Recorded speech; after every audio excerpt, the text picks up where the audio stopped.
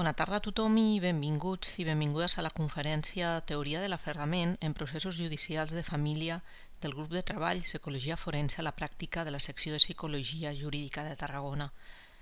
En primer lloc us presentem a la ponent. Martina Morell és psicòloga general sanitària, màster en Psicologia Clínica, experta en Psicologia Forense, autora del llibre Teoria del apego y crianza natural en los juzgados de familia, pèrit privat a Tarragona des de l'any 2010, membre del TIP i de les llistes coordinadores de parentalitat a Tarragona, professora associada de la Universitat Rovira i Virgili. Informar-vos que la conferència es grava, per la qual cosa estaran desactivats els micròfons i les càmeres de les persones que esteu ara mateix assistint a aquesta activitat. En la part final tindrà lloc el torn obert de paraules, on deixarem de gravar per tal que totes i tots pugueu intervenir amb les vostres preguntes i aportacions. La sessió acabarà a les 20 del vespre. Doncs, si us sembla, iniciem la conferència. Martina, quan vulguis. Gràcies. En la semana pasada la charla estaba dedicada a la gente que hace clínica y quería conocer un poquito más el mundo judicial, sobre todo la gente que se dedica al ámbito perinatal. Y la de hoy está dedicada a personas que trabajan en justicia, trabajan en el ámbito pericial, sobre todo peritos judiciales y peritos forenses, y quieren conocer un poco mejor la teoría del apego y la vinculación de los niños pequeños con sus cuidadores. Yo hago todo lo posible y lucho y me esfuerzo y trabajo por unir ambos mundos, lo que se sabe desde el ámbito de la experimentación y desde el ámbito de la clínica y de la psicología del desarrollo, que queda encerrado en su cápsula, transmitirlo al mundo judicial, y luego el mundo judicial, que es muy opaco, muy cerrado y muy incomprensible para las personas que no han entrado en este mundillo, hacerlo más visible y más transparente y que se conozcan un poco cuáles son los principios básicos de funcionamiento. Y ese está siendo mi caballo de batalla, ¿no? De ahí la necesidad de escribir un libro que aunara ambos mundos. En fin, voy a empezar explicando, lo que es la teoría del apego. Después, al final, cuando acabe la charla, veremos dos pequeños vídeos para que quede más claro lo que he explicado, para no interrumpir la charla y tener que quitar el PowerPoint y meter vídeo, pues lo haremos al final. Decir que la teoría del apego es más que una teoría, es una ley como la ley de la gravedad. De lo poco que sabemos del desarrollo humano, de lo poco que sabemos de nosotros mismos, que es absolutamente incontrovertible porque las pruebas lo demuestran una y otra vez, es la teoría del apego. Así como otras teorías psicológicas se han quedado por el camino, se han quedado cortas, se ha visto que estaban anticuadas, aquí, al contrario, la evidencia científica se acumula año tras año, experimento tras experimento, estudio tras estudio, y alcanza la categoría de ley. Es decir, que podemos discutir muchas cosas. Podemos discutir si es mejor la custodia compartida o es peor, porque las pruebas todavía no avalan una teoría u otra. Podemos discutir si es mejor dormir con los niños pequeños o no. Y podemos discutir en crianza muchas de nuestras acciones que hacemos con nuestros hijos, porque no está demostrado ni en un sentido ni en el otro. Pero la vinculación es así y es de esta manera, y eso es incontrovertible. Por eso, quienes trabajamos con niños debemos conocerla, porque es básico en la formación de la personalidad y en la formación del ser humano. El primero en hablar de la teoría del apego, súper conocido, John Bowlby, y yo siempre digo que se conoció antes la luna, se llegó antes a la luna, que hablar de la teoría del apego, hablar de nosotros mismos, de nuestro propio autoconocimiento. Después de la Segunda Guerra Mundial, la OMS le encargó a Bowlby que trabajara y experimentara, o sea, que trabajara con niños que se habían quedado huérfanos porque veían que niños que habían sido perfectamente atendidos desde el punto de vista físico, sus necesidades físicas habían sido atendidas en orfanatos, había muchos niños huérfanos de la Segunda Guerra Mundial, sin embargo, tenían graves problemas en la adultez de alcoholismo, de dependencias, de comportamiento violento y de graves carencias afectivas. Y de modo que Bowlby, partió desde un concepto anterior de la biología, que es la impronta, pues partió de esa base para llegar a lo que es la teoría del apego. Empezó hablando con niños de 0 a 2 años, de cómo estos niños se vinculaban a su madre. En principio se habló solamente de la madre, el padre no existía. Después se amplió hasta los 3-4 años y en la actualidad se habla del apego durante toda la vida del individuo, porque el apego que se ha formado en la niñez influye en cómo luego se desarrolla el apego con los propios hijos, con la pareja, con las relaciones sociales.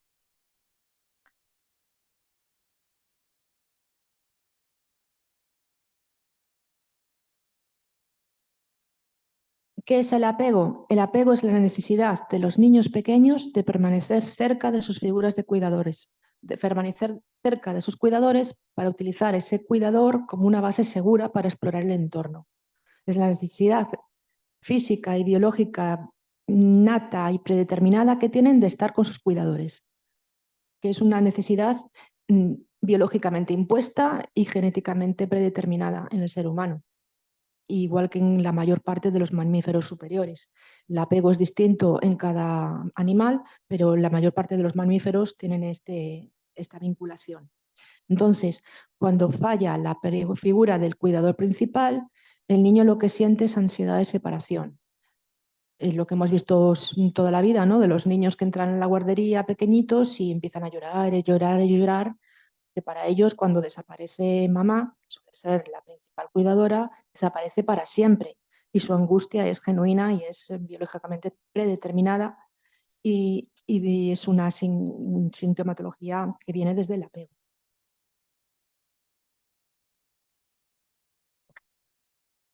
Todos los niños tienen apego. Aquí no hay desapego, el desapego no existe desde el punto de vista de la biología del apego. Solamente hay apego bueno y apego malo, apego seguro o inseguro. ¿Por qué? Porque si el bebé ha sido cuidado, aunque sea mínimamente, con ese cuidador establece un vínculo. Y si no ha sido cuidado, pues se muere, así de fácil. Es verdad que si el cuidado ha sido muy negligente o ha pasado por muchos cuidadores o nadie se ha vinculado con ese niño, el apego será muy inseguro, pero existirá ese apego. Lo que no puede haber es desapego o falta de apego. Hablamos de apego seguro y de apego inseguro. En el apego seguro, el niño tiene la seguridad, por eso llamamos apego seguro, de que su cuidador principal, y fijaros que digo cuidador, no digo madre. En los primeros años de la teoría de Bowlby se hablaba solo de madre porque efectivamente son las madres las cuidadoras habituales, pero no tiene por qué ser la madre el cuidador principal. Y ese es un concepto que en jurídica tenemos que tenerlo muy claro, que la madre no siempre es la cuidadora principal, no siempre es la figura con la que se ha vinculado el niño. En fin, el cuidador es un cuidador atento a las necesidades del niño, que ha atendido al llanto, que ha estado ahí cubriendo sus necesidades físicas y emocionales y por lo tanto el niño confía en su cuidador y sabe que está ahí para protegerlo. Y entonces pues desarrolla con esa persona un apego seguro. Esto viene, lo veréis más tarde en un vídeo cuando lo ponga al final, de los experimentos en los años 70 de Mary Ainsworth, de la situación del extraño. La situación del extraño es una situación experimental, conductual pura y dura, nada de proyectivos ni cosas raras, experimental puro y duro. Es una sala donde hay un espejo unidireccional, de estos espejos que son espejo por un lado, pero por el otro puedes ver a la sala. Entonces se deja al niño de alrededor de 1 año o 2, se le deja con su madre jugando y lo interesante es que después sale la madre. Casi todos los niños lloran cuando sale su madre, pero no porque queden solos, sino porque se va su figura de apego, se va la persona que les cuida. Y lo interesante, lo que determina si es un apego seguro o inseguro, es cuando vuelve la madre y la reacción del niño. En el apego seguro, la madre consuela al niño, el niño rápidamente cesa el llanto y vuelve a jugar tranquilamente. En el apego inseguro,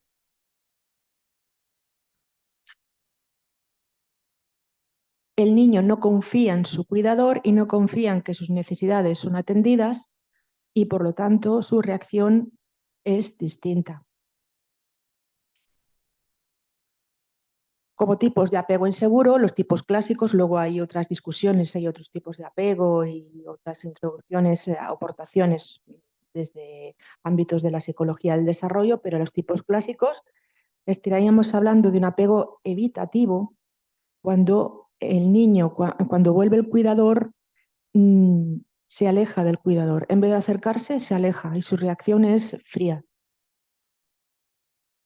Y cuando se va el cuidador llora, porque todos lloran, pero llora bastante menos, y enseguida se consuela solo, sin necesidad de que vuelva el cuidador. Y esto significa que el cuidador principal no ha atendido el llanto del niño, ha sido frío emocionalmente. El resistente ambivalente, cuando el cuidador unas veces atiende el llanto y otras veces no.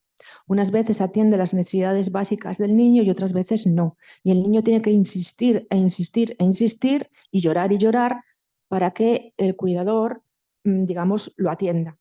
Entonces, en la situación extraña, lo que ocurre cuando vuelve el cuidador es que el niño no deja de llorar, no se deja consolar.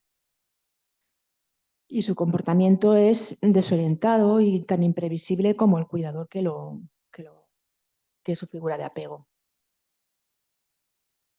Mary Main, que es seguidora de Ainsworth, y Ainsworth era seguidora o discípula de Bowlby, introduce un tercer tipo de apego que es muy interesante en psicología y que ha sido muy bien estudiado desde la psicología clínica, que es el apego desorganizado. ¿Qué ocurre cuando el cuidador es negligente, abusivo, maltratador, agresivo? Pues que el niño tiene lo que Barudi llama un doble vínculo. Por un lado, necesita acercarse a su cuidador porque de ello depende su supervivencia, su necesidad biológica le impele a acercarse al cuidador, pero la reacción al acercarse es de miedo, porque no tiene miedo, vamos, no se puede definir de otra manera. Por tanto, se acerca pero se aleja y su comportamiento se desorganiza, de ahí que se llame apego desorganizado. Unas veces es seguro, otras es inseguro, evitativo, mezcla todos los tipos de apegos anteriores y además introduce signos de miedo. Por ejemplo, se acerca con la mirada baja, no fija la mirada, se tapa la cara con las manos. Luego veremos en el detenimiento cuáles son estos signos de apego desorganizado. La vinculación, o sea, los tipos de apego y de apego inseguro y de apego desorganizado, hay una inmensa bibliografía desde la psicología clínica, que se han estudiado sobre todo niños en acogida o niños que se les ha retirado la patria potestad a los padres, donde se establece una correlación positiva entre el apego inseguro y los problemas psicopatológicos en la vida adulta.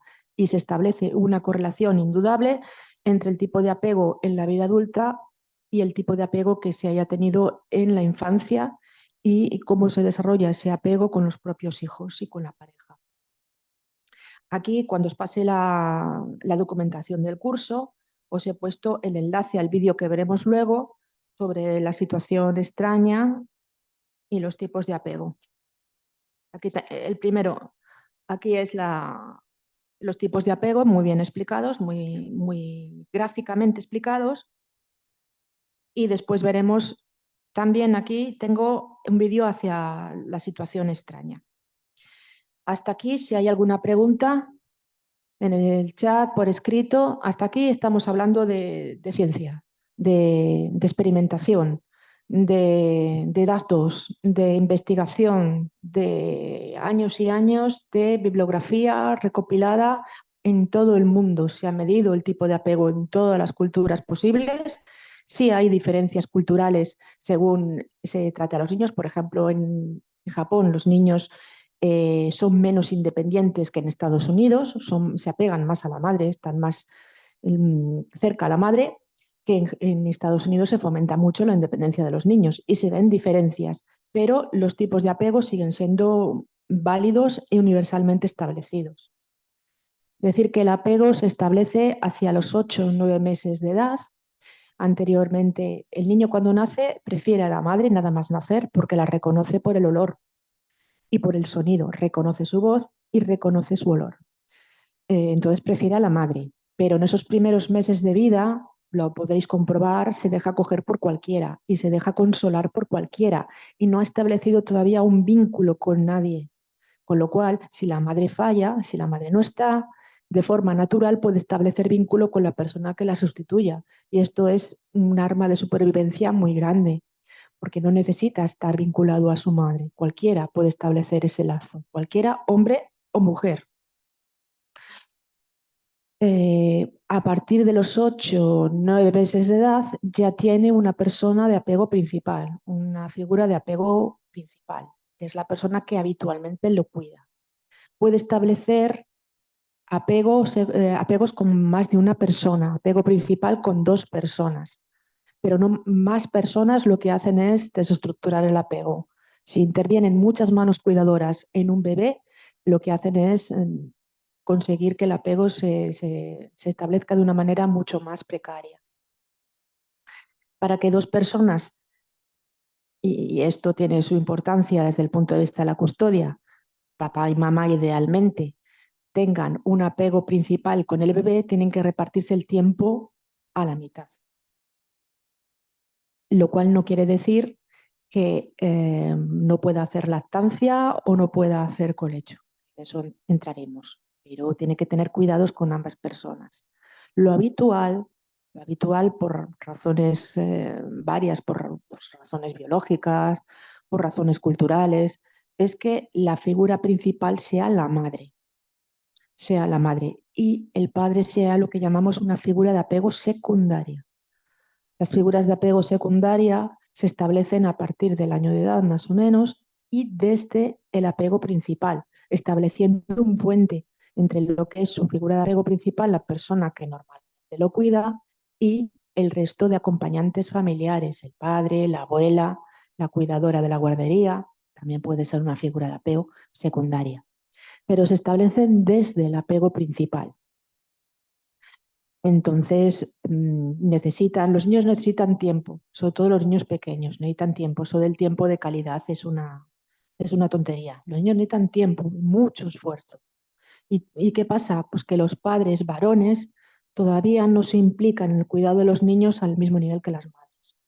No se implican porque no saben, porque no pueden, porque no quieren, porque su figura cultural ha sido la de proveedores. Muchos padres cuando nacen sus hijos, pues lo que se preocupan es de cómo voy a traer dinero a la casa, cómo voy a conseguir mantener a la familia, dedicando más horas al trabajo que a los niños. Otras veces no se les deja. Cuidado, porque las madres a veces acaparan a los niños, su instinto les dice protégelo y lo protegen de todo y de todos, lo cual desde el punto de vista biológico es adaptativo, pero a veces no dejan que otras personas intervengan en el cuidado de los niños. Es muy típico que la madre diga, no, no, no, no, si no estoy yo, qué desastre, el niño ya no come las papillas trituradas como tienen que ser, como yo las hago, y tiene que ser vegetariano y tiene que ser y solo yo puedo hacer las papillas como el niño las necesita. Y no dan pie a que el padre se vincule a sus hijos, sin intervenir la mala fe, simplemente porque culturalmente venimos de muchos años de tradición en las cuales las madres pues, han sido las cuidadoras principales. Y esto no es discutible. Hay padres que tienen más relación con sus hijos una vez se ha separado la pareja que cuando la pareja estaba junta. Y no necesariamente porque sean malos padres en absoluto, sino porque, bueno, pues así se ha establecido la sociedad y las cosas cambian, pero cambian pues muy lentamente.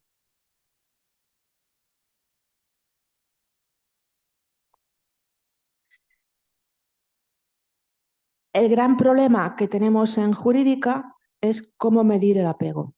No hay ninguna medida del apego que sea adaptada a jurídica, ni en España ni en ningún país que yo haya revisado bibliografía, o al menos que yo sepa. O sea, no hay medidas de apego que sean objetivas y estén adaptadas al ámbito jurídico. Y ese es nuestro gran problema y nuestro hándicap y una meta para el futuro.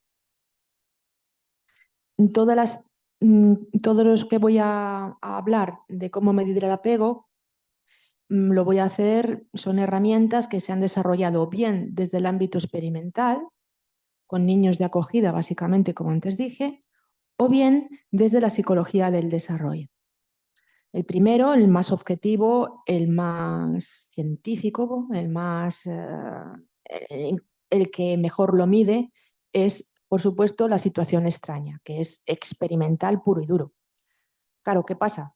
Para medir el apego en situación extraña tienes que tener, pues eso, un despacho donde los niños puedan quedarse con sus cuidadoras, donde tú lo puedas grabar, donde lo puedas ver unidireccionalmente, necesitas un entrenamiento, en fin.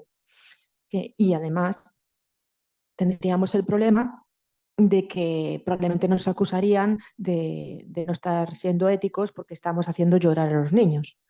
Entonces pisamos un terreno resbaladizo. La situación extraña yo no la veo aplicable al ámbito forense. Sé, por ejemplo, que en Alemania, nos lo comentaba un compañero que era forense en Alemania, sí que se aplica en el juzgado.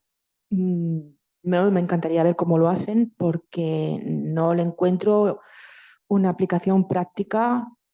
Requiere mucho tiempo, mucho esfuerzo, es muy difícil, es problemática desde el punto de vista ético y, y bueno, pues queda ahí como una referencia que es más bien para el ámbito experimental que no para el día a día. Pero desde luego sería la manera indudable de aplicarlo. Y además solamente se puede aplicar a niños entre 1 año y 3 como mucho, que es el punto álgido del apego, es el punto álgido en el cual los niños desarrollan el apego y tienen esta necesidad de vincularse y estar cerca de su cuidador principal y donde exploran el entorno a partir de la figura del cuidador principal. A partir de los 3 años, pues su necesidad de estar cerca del cuidador principal disminuye.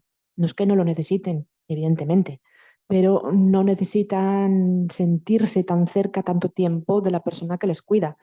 Por eso, no creo que sea casualidad que el colegio empieza a los 3 años en las guarderías. Las guarderías son controvertidas desde el punto de vista de la teoría del apego. Es verdad que se pueden vincular a la cuidadora de la guardería como un apego secundario, pero también es cierto que les cuesta mucho estrés y en general bastantes llantos. Y estamos acostumbrados a menospreciar el llanto de los niños como que fuera algo poco importante, cuando es su manera de comunicarse y desde luego para el apego es la atención del llanto, es básico para que se forme el vínculo.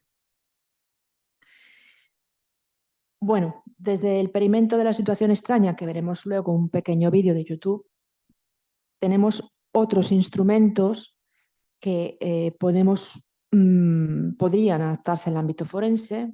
El primero de ellos es el cursor, el AQS de Quatters y Daine, que es una serie de ítems. Os lo pasaré en la documentación para el curso, se lo pasaré aquí a nuestras chicas del COP para que os lo hagan llegar.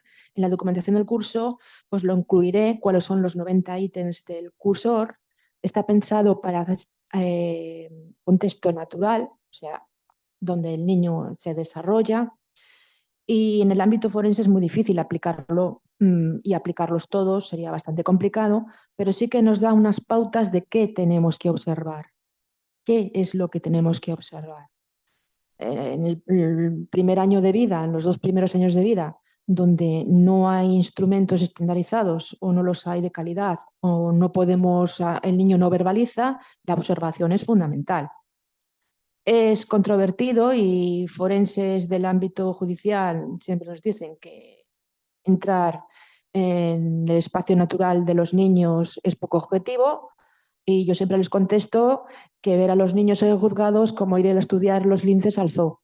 Va peor aún porque es un ámbito bastante desagradable para los menores en general y tener que ir a juzgado.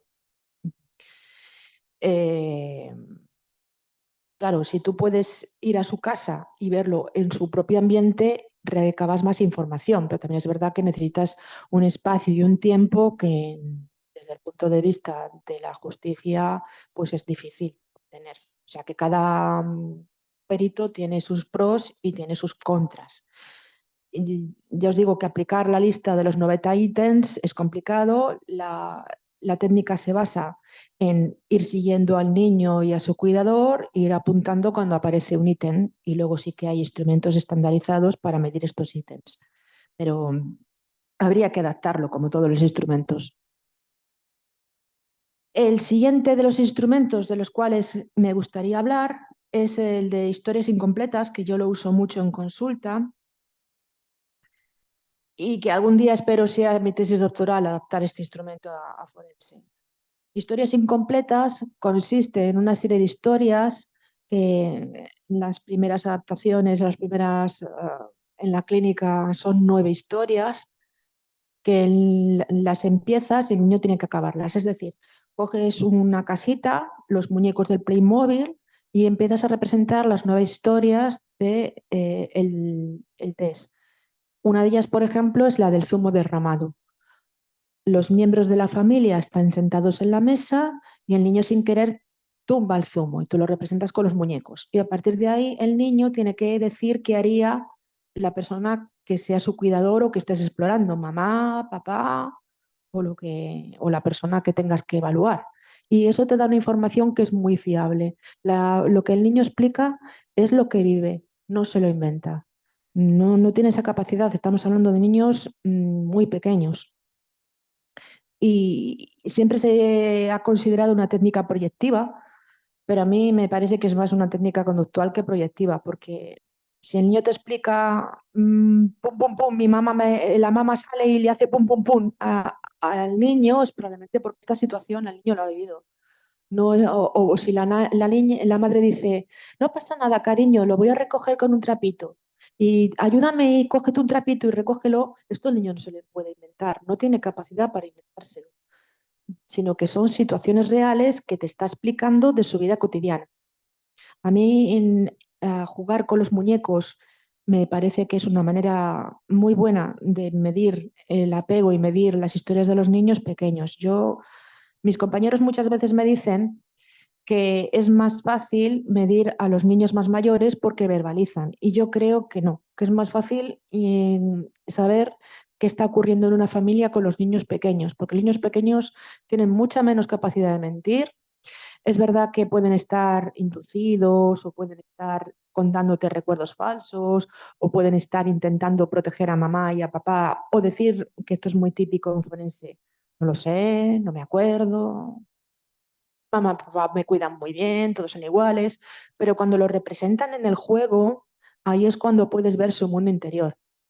Yo me acuerdo de un niño que tenía esto que nosotros llamamos conflicto de lealtades, como es tan frecuente encontrar en clínica, y bueno, pues me decía, pues papá me cuida muy bien y mamá me cuida muy bien. Y cuando le pasas el cuestionario de preferencias infantiles de Marta Ramírez, que tan útil es y que me parece un instrumento fantástico, te quedan los ítems mitad y mitad.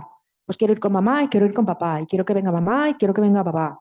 Y no le sacas de ahí. Y cuando le preguntas, bueno, ¿y qué tal en tu casa? ¿Qué juegas con papá? Pues todo muy bien.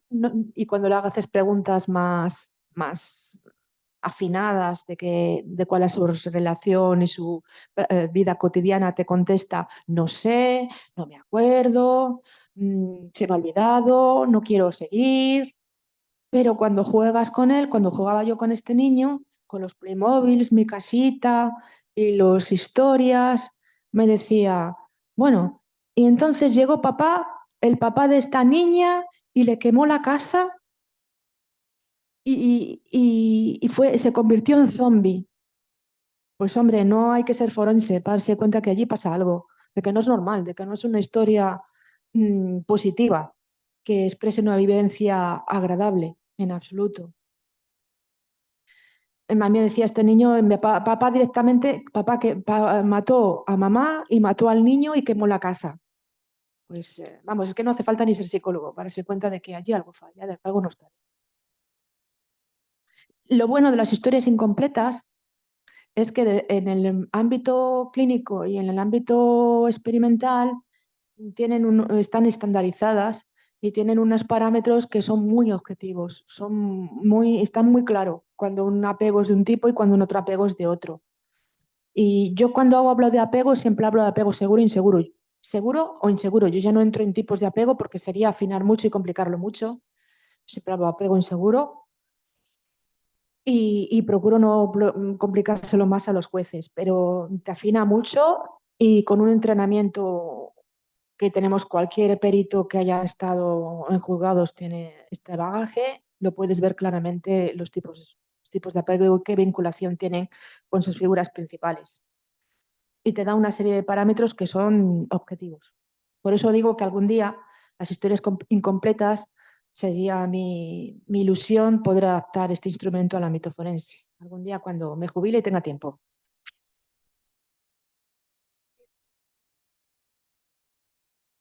Pues toda la vida del individuo, toda la vida del individuo con adaptaciones. Hay adaptaciones para adolescentes, hay adaptaciones para...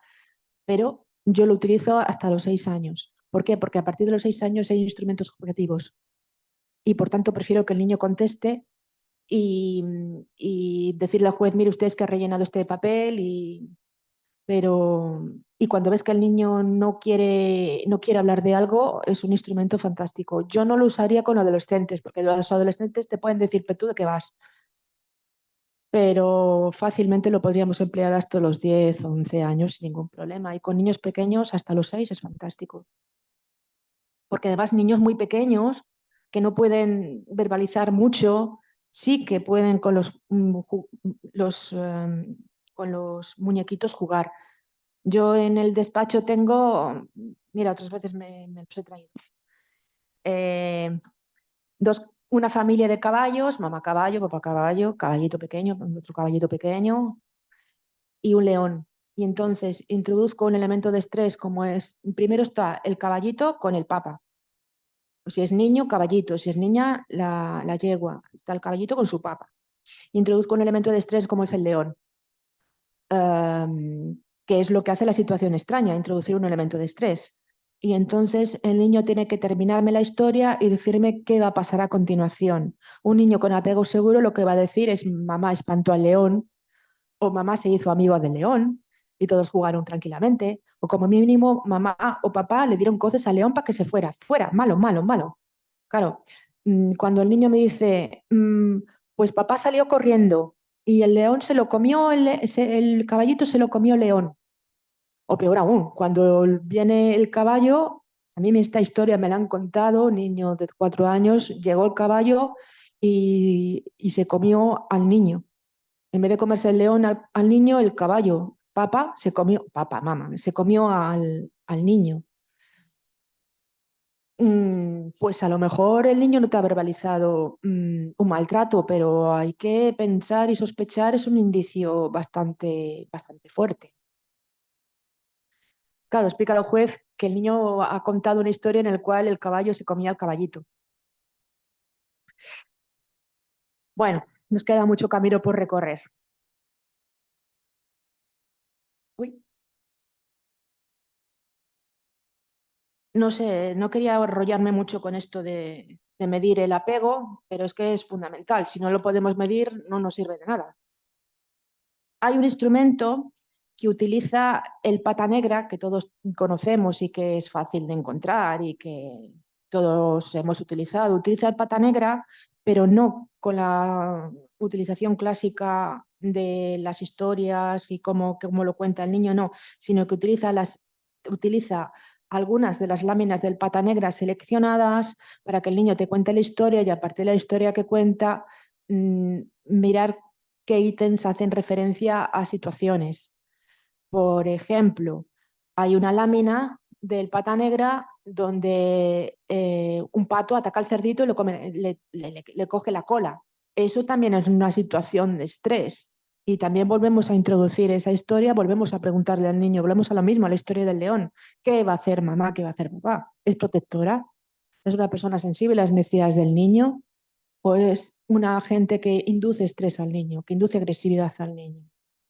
Y también tiene este test que utiliza el pata negra, se ha estandarizado para adolescentes y todavía no está, creo que están haciéndolo ahora para niños, pero insisto, está utilizado para la experimentación, no para el ámbito clínico. Eh, hay una, nosotros, el PPE, ¿Cómo era? El cuestionario de estilos educativos, ujú, que lo conocemos todos, PEE, que es la P, ¿qué significa? Eso, me salía el nombre. Perfil de estudio de estilos educativos. Todos hemos utilizado alguna vez el perfil de estudios educativos, que es, por decirlo de una manera amable, muy básico y muy fácil de falsear. Bueno, es un instrumento muy difundido, muy conocido, pero a mí me parece muy limitado. Para niños pequeños propongo otro instrumento que es parecido, un poquito más estandarizado y un poquito más, que entra más en profundidad y con más ítems, que es la escala de parentalidad positiva, que además es gratuita, que también es gratuita. Y esa escala de parentalidad positiva también tiene varias subescalas para niños desde 0 años. O sea, son cuidados que se tienen con niños de 0 años. Lo malo de esta escala es que no tiene ítems que te digan si la persona está falseando las escalas. Claro, están pensadas, vuelvo a insistir, para la clínica, no están pensadas para que la gente falsee y miente. Pero bueno, es un poquito más completa, o me parece más completa que el anterior instrumento del que hablamos. Aquí os dejo la referencia, podéis encontrarla en internet fácilmente y os digo que es gratuita.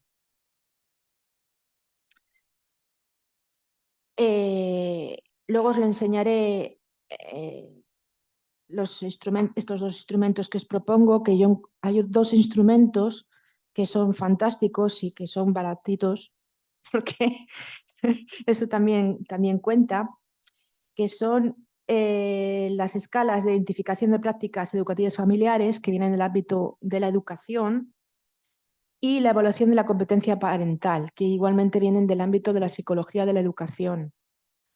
Son dos instrumentos, luego cuando acabemos os los enseño, que son muy asequibles y que tienen la gran virtud de que comparan lo que los niños dicen con lo que los padres cuentan. Con lo cual, aunque los padres siempre van a quedar como padres y superpadres, pues los niños te van a dar un feedback de ver si ellos perciben de esta manera a sus padres como superpadres o ya la cosa es un poquito menos. A mí han sido dos escalas que he encontrado y que me parecen fantásticas y que están muy poco conocidas porque se han quedado circunscritas al terreno de la educación y son dos escalas que están pensadas desde la teoría del apego. Y tienen estadísticas, quiero decir que están estandarizadas, no son proyectivas, son cuestionarios. La escala de identificación de prácticas educativas familiares, el de Alonso y Román, tienen además una subescala pensada para niños de 3 años, que son con dibujitos. Fijaros lo que es poder decir un niño de 3 años lo que piensa de sus padres de una manera objetiva y estandarizada. Pues es muy útil, porque además da pie a que el niño te cuente y que te diga más cosas. El único defecto que le veo yo a esta escala es que es un poquito larga. Luego os las enseño. Vale, pues hasta aquí. Si tenéis alguna cuestión, alguna pregunta. Sí, Martina, tenemos una pregunta de Jorge. Nos dice, mm, buenas tardes. Me gustaría conocer su opinión sobre la introducción de técnicas proyectivas en el ámbito forense. Complicada. Yo es que, para empezar, no soy de formación proyectiva. Yo vengo del mundo conductual y a mí lo proyectivo me ha dado siempre un poco de yuyu, de repelús. Pero claro, los instrumentos que yo os estoy diciendo, por ejemplo, historias incompletas, que se considera una técnica proyectiva, a mí me parece que está en el límite de lo que es experimental. ¿Por qué? Mm, Porque es muy gráfica y muy tangible y las correlaciones son muy claras. Mm, si el niño te dice que hay elementos de sangre y violencia, esta no es una vivencia normal de un niño. De un niño. Elementos de sangre y violencia no tiene por qué contar un niño de 3 años. Zombies se comieron a los niños, el cerebro de los niños y todo estaba lleno de sangre. Me parece que es bastante gráfico y bastante poco poco dado a la imaginación y a las sutilezas. ¿Qué pasa con las otras pruebas más digamos, proyectivas?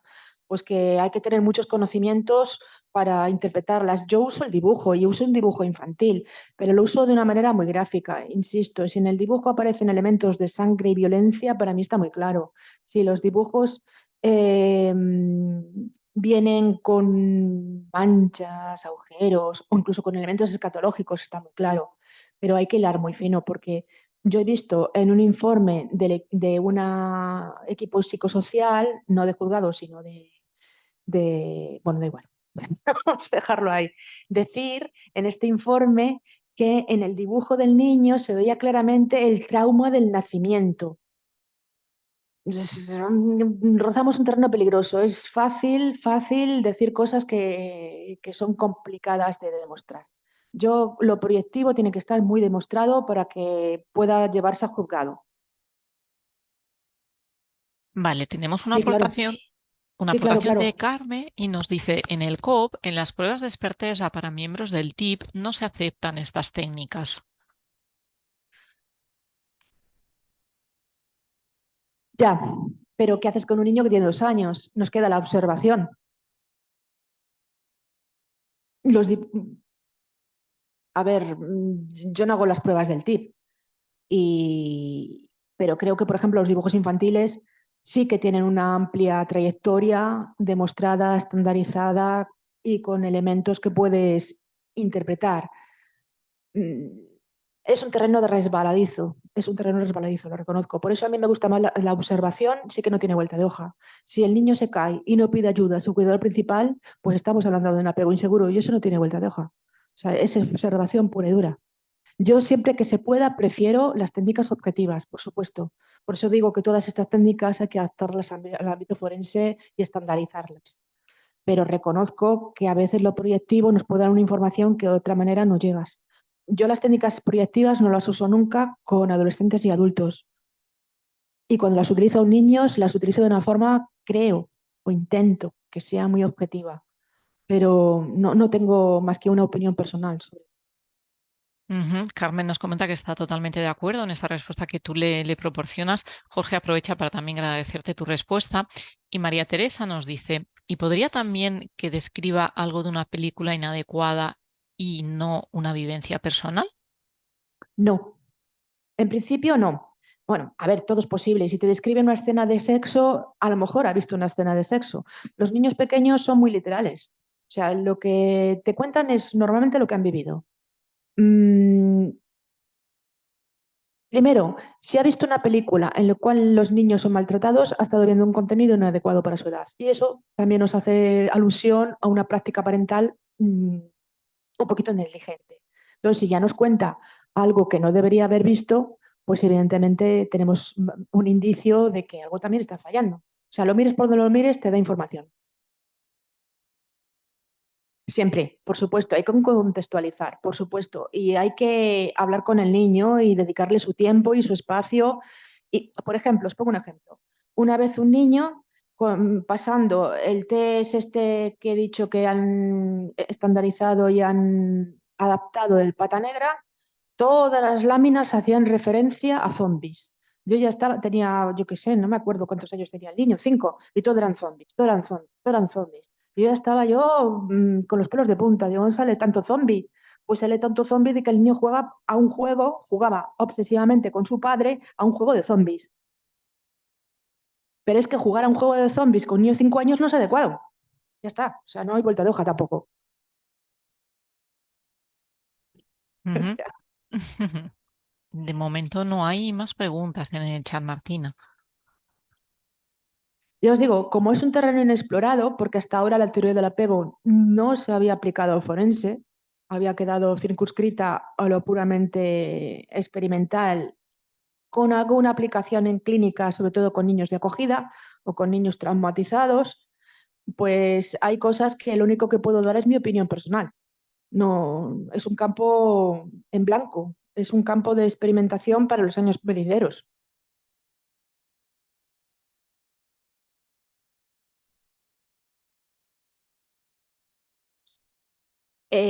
Hasta ahora he hablado cada vez me voy metiendo más en terrenos inexplorados y ahora lo que voy a decir, lo que voy a hablar es opinable. Yo entiendo que algunos de vosotros con lo que yo diga no estéis de acuerdo. Es una derivación, creo, lógica de la teoría del apego, pero no está demostrado.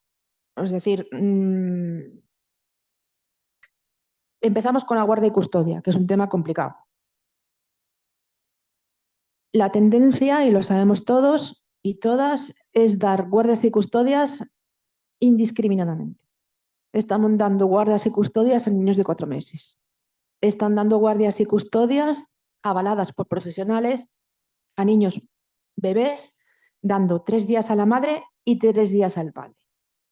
Desde el punto de vista de la teoría del apego, esto es un desatino. Obviamente, si el niño necesita tiempo y espacio para vincularse con una persona, pues necesitas darle ese tiempo y espacio. Pero es que además los niños pequeños, para que el cerebro se desarrolle adecuadamente, no voy a entrar aquí en temas biológicos, necesitan un mundo predecible. Y esto es básico de su desarrollo. No solamente necesitan un cuidador principal, sino que necesitan la seguridad que les da un mundo predecible. Y cuando le cambias de casa cada 3 días, su mundo no es predecible y sus hábitos se descolocan.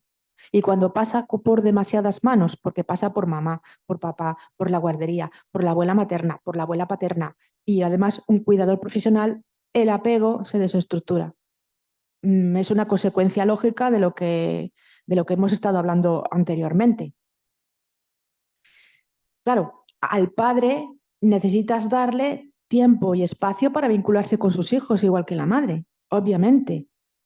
El régimen de custodia que había hasta hace pocos años de dar a niños pequeños una tarde con papá o 2 tardes con papá y fines de semana alternos, pues es estresante para el niño porque el niño siempre está empezando, para él el padre es un desconocido, por lo tanto su vinculación va a verse perjudicada por el estrés y no das tiempo al padre a establecer un vínculo con su hijo, es que eso tampoco puede ser.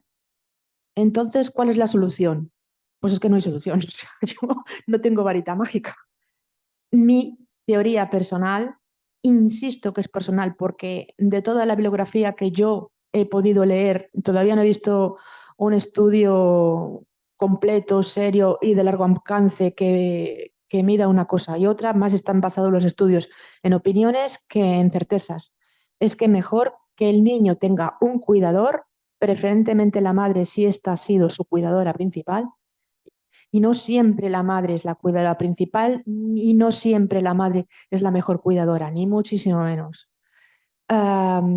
Y que el padre tenga oportunidad de estar con sus hijos unas horas al día y progresivamente aumentar este tiempo. Y introducir las siestas antes que las pernoctas. Las siestas para el niño son igual que la pernocta porque para él es dormir y despertar y en cambio es menos estresante y vas creando un vínculo que luego permite que las pernotas sean menos complicadas. Es mi opinión. E insisto que es opinión. Desde el ámbito feminista se sostiene que las custodias compartidas, incluso a niños mayores, pues rotundamente no. Mm, y los padres protestan y se quejan de que quieren estar con sus hijos como es lógico y natural.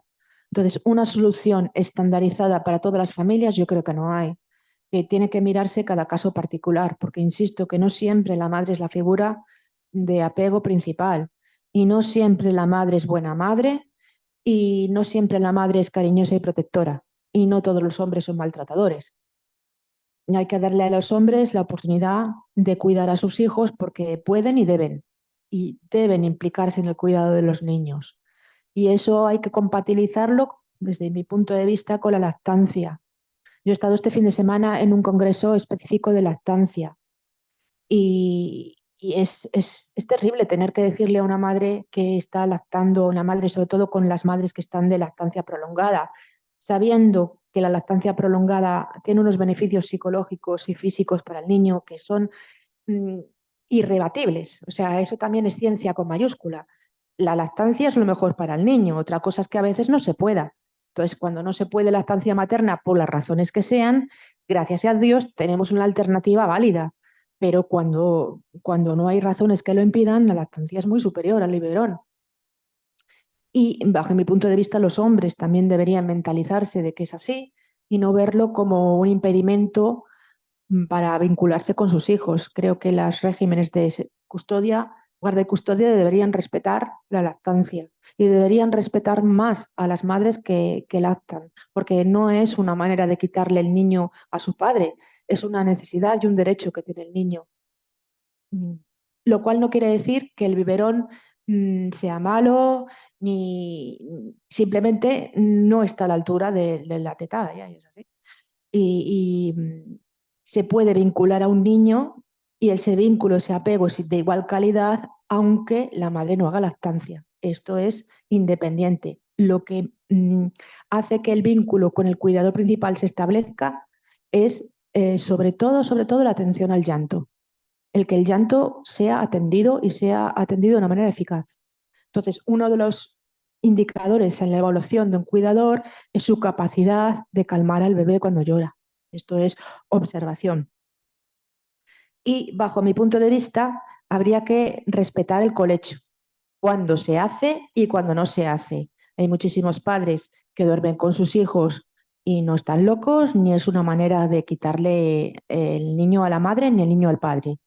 Y hay muchos padres que no están de acuerdo con el colecho y tampoco están locos y se puede compatibilizar que la madre duerma con el niño y el padre no y al revés. O sea, respeto.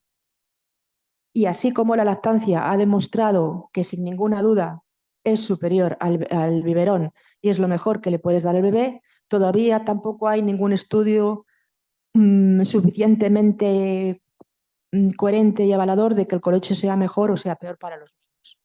Lo digo porque junto a la teoría del apego se ha desarrollado las técnicas y las prácticas de crianza natural, que ya estamos entrando en un terreno del día a día de las familias que es más subjetivo. Lo que sí que está claro es que un bebé necesita rutinas, necesita tiempo para vincularse con ambos padres y necesita estabilidad. No puede pasar por 5 cuidadores en una semana o en un día, porque eso no permite que se establezca un apego seguro. Y esto es ciencia, no es que yo quiera ir en contra de las necesidades y deseos de nadie. Discúlpame, Martina, hay una aportación de un compañero que está asistiendo.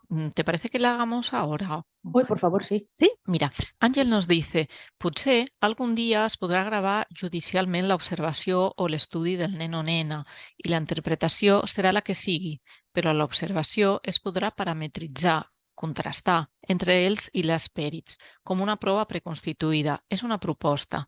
Totalment d'acord amb tests projectius per observar nens i nenes i en persones adultes com a prova complementària. Tampoc cal descartar aquestes proves per conèixer-les. Una altra cosa seran les conclusions forenses, per suposat. Y luego discutiremos por la prueba constituida, si está bien hecha, si está mal hecha, si los parámetros se han seguido o no se han seguido. Pero bueno, eso es el alma del pericial, discutirle a la otra parte. Es nuestro trabajo. A raíz de lo que comentabas, María Teresa nos dice, no entendí si antes de los 3 años se puede desarrollar un apego principal por igual hacia los dos cuidadores, padre y Sí, madre, o uno será principal y otro secundario. sí, sí. O sea, el primero es principal, se establece hasta los 8 o 9 meses, ya tenemos el apego principal. A partir de ahí se establece el secundario. Contra más tiempo pase con la figura secundaria, antes y más fuerte será ese vínculo. Pero a los 3 años el vínculo es igual de fuerte con ambos cuidadores. Vale, no hay más aportaciones de momento en el chat. Sí. Y si quieres, es que si no, no se te oye. Ahora le acercamos un micro de mano.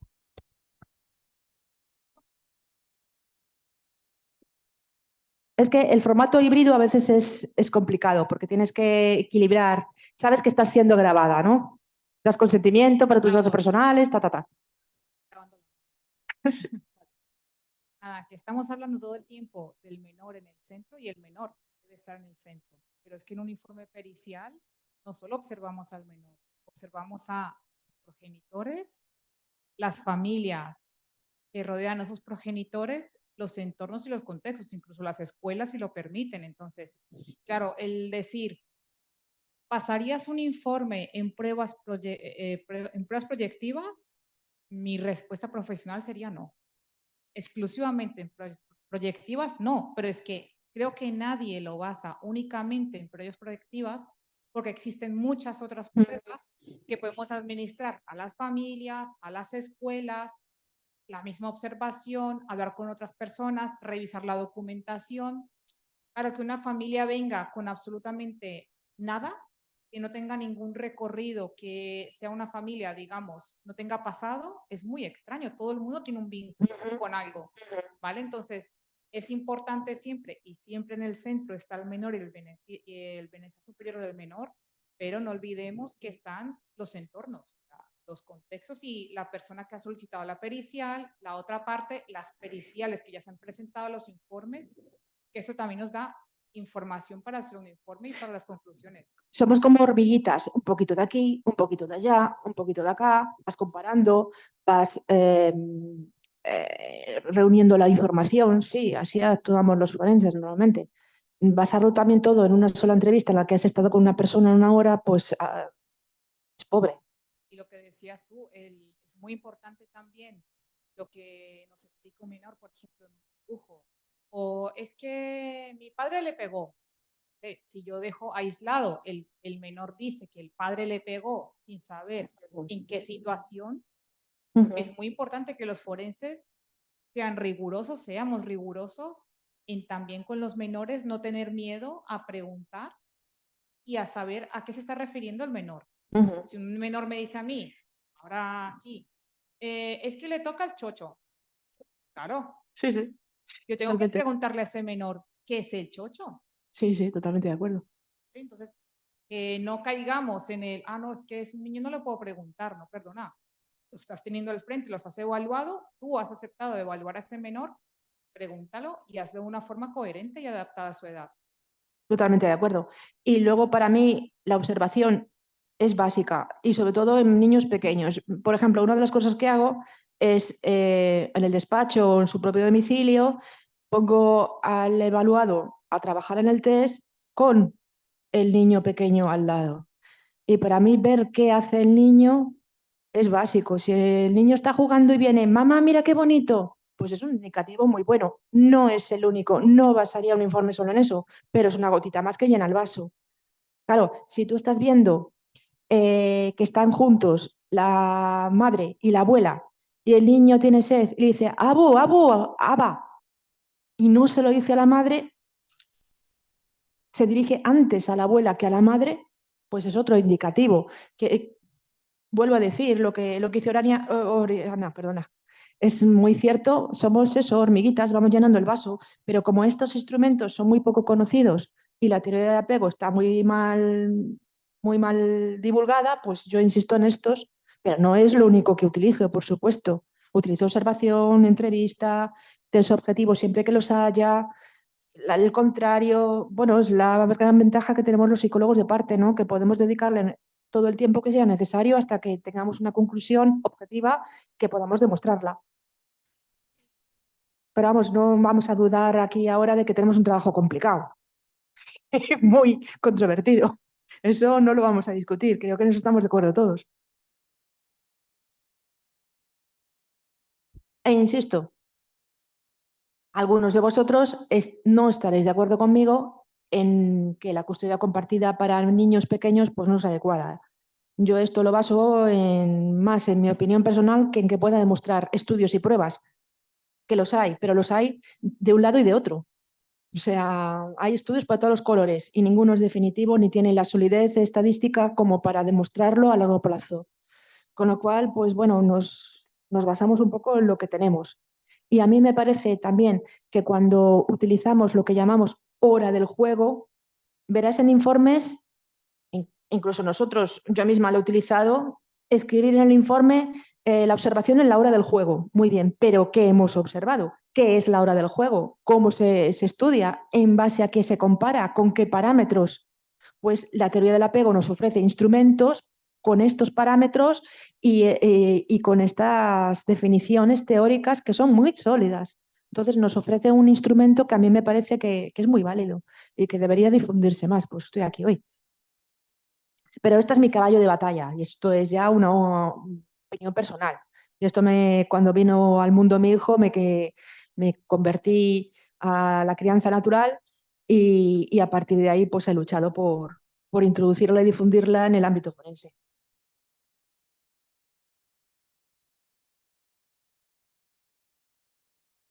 Sí, en las guardias y custodias deberíamos examinar cada caso particular porque ninguna familia es igual que otra y no se pueden establecer normas generales. Cuando hablamos de niños pequeños, pues ya mucho más y con mucha más trascendencia. Cuanto más pequeño es el niño, mayor es trascendencia la decisión que se tome en juzgado.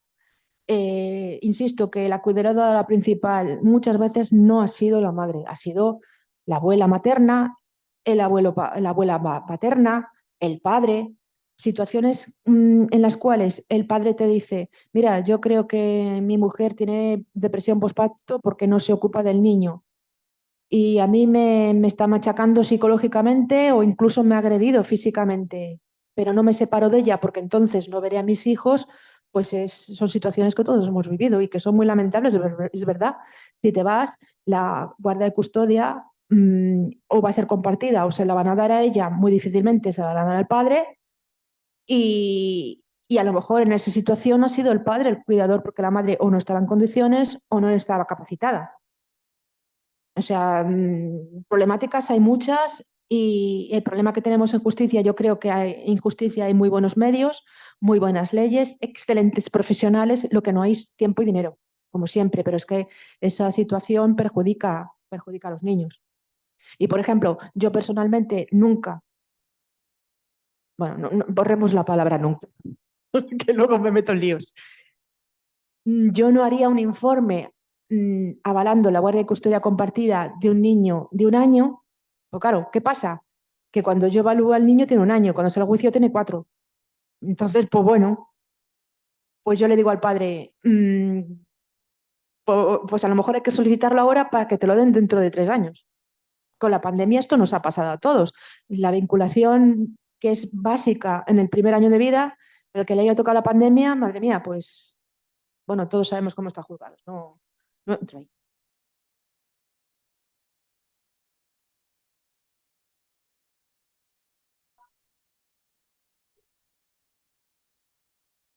Bueno, supongo que todos conocéis la herramienta TAP Orienta, que es la app que hizo el equipo técnico que hizo desde juzgados y que me parece fantástica. Me pareció, bueno, yo la firmaría, vaya.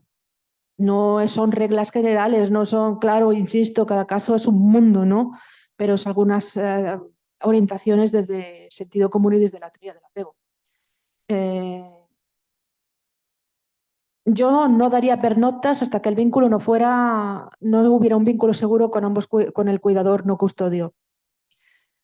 Sé que las pernoctas son muy conflictivas, y yo entiendo la necesidad de los padres de querer estar con sus hijos, lo entiendo perfectamente, pero ¿de qué te sirve tener a tu niño si va a estar toda la noche llorando pidiendo la teta?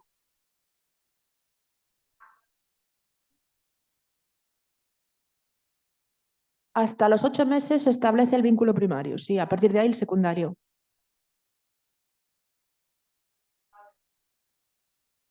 Ujú, ujú. Esa sería mi idea, sí. No sería lo mejor, sería lo menos malo. También es un poquito lo que pasa en las relaciones normales de familia, lo habitual, y digo habitual como lo que más vemos es que la madre durante los primeros meses de vida sea la cuidadora principal y el padre aporte. Pues esto mismo cuando están separados. Este es mi punto de vista. Ojo, podemos entrar en discusiones y todo debate es enriquecedor siempre que se haga desde el respeto.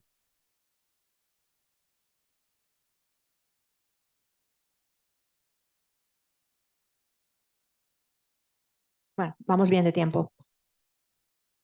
Si queréis hacer alguna aportación más sobre guardia de custodia o queréis comentar o no estáis de acuerdo y queréis comentarlo, pues lo podemos hablar. Lo mismo.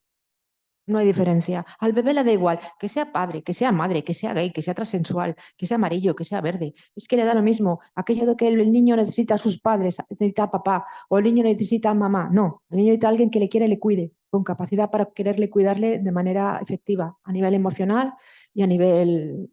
Cuando son dos padres, es mucho más probable que ambos se hayan implicado. Es mucho más probable que haya un cuidador principal doble, que en las parejas heterosexuales es raro, pero en las parejas homosexuales es más probable que ocurra. Y cuando son dos madres, lo mismo, claro, evidentemente. Nos comentan, disculpad las compañeras y compañeros que están online, que si en el momentito de las personas que estáis aquí presencial podéis acercaros el micro para que se oigan bien las preguntas. Gracias, ¿eh?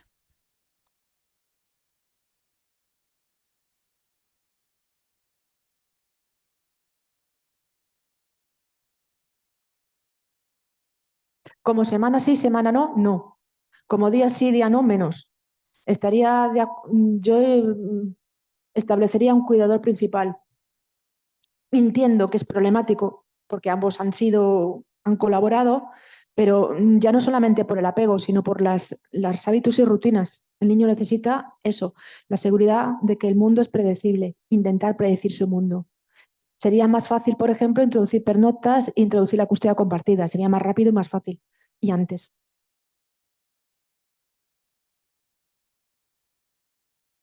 No te entiendo.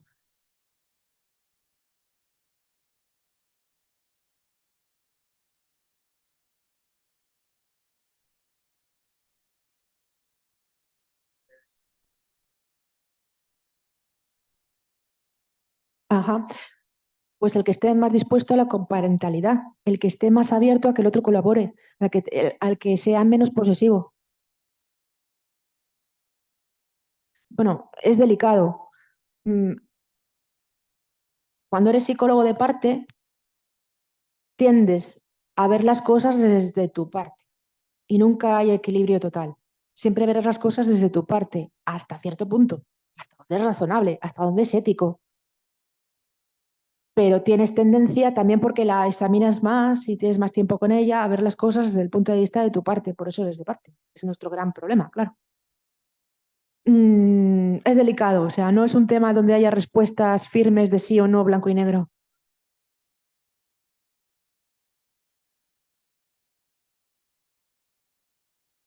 Ahora, lo que yo no recomendaría es lo que están haciendo de hacer 3 días con mamá y 3 días con papá. Yo me parece terrible, porque además tienes que meter lo que os digo, la guardería, los cuidadores secundarios, la abuela, el abuelo, pues no sé. Y si en ese caso de que hubiera una pareja y ambos estuvieran implicados y todo lo que me has dicho, también tendría en cuenta si hay hermanos de otra pareja.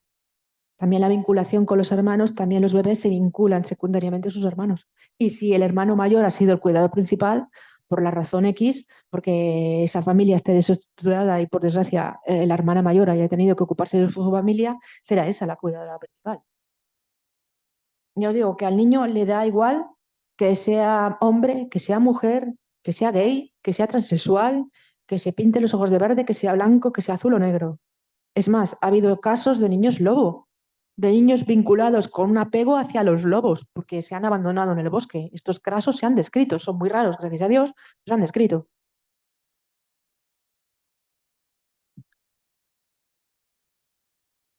Ah, esto me falta. Ahí, vale. Sí, ¿A partir de qué edad podemos hablar que un niño puede abrir digamos, el abanico de apego? hacia el año. Vale, hacia el año ya puede vincularse a más personas. Ujú. No hay una limitación como tal de que digas, es que el niño solo puede... No, no, no. Y además, en apego hay una limitación desde el punto de vista teórico, y es que se ha estudiado el apego como algo global. Lo que le falta a la teoría del apego es estudiar cómo se vincula cada persona por separado. Esto, la teoría del apego, como lo han estudiado como algo sí o no, como algo familiar, no lo han tenido en cuenta desde el punto de vista clínico. O sea, en el clínico, en los casos clínicos y experimentales, no han tenido en cuenta de los casos en los que los niños tienen custodias diferentes o cómo se vinculan con diferentes personas. Esto es lo que le falta a la teoría del apego y que está por estudiar y por demostrar de cómo se hace. Es decir, es una historia, la teoría del apego está incompleta y falta mucha investigación y faltan mucho rodaje. Lo que sabemos lo sabemos seguro, pero falta mucho por saber.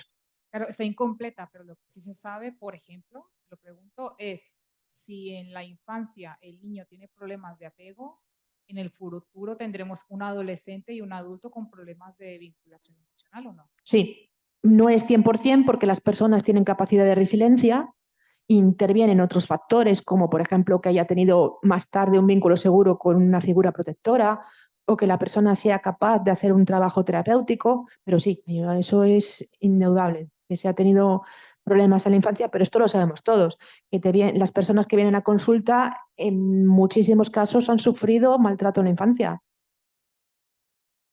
Y las personas que han sufrido maltrato en la infancia, no voy a decir todos, por suerte, pero hay un alto porcentaje de gente que maltratará a sus hijos y a sus parejas. O sea que la relación es evidente y ahora sabemos que se canaliza a través del apego.